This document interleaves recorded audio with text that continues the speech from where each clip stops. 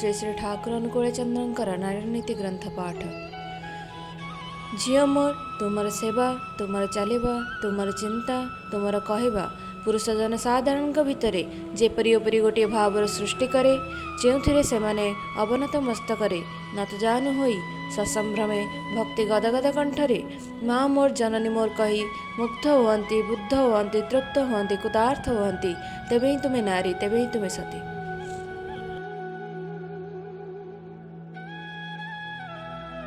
माँ परी तुमे मनीषर माँ परी आपणार हेबाकु चेष्टा कर ताहा कथारे सेबारे ओ भरसारे किंतु मिसिबारे नुह देखिव केते ही तुमर होई जाउछे।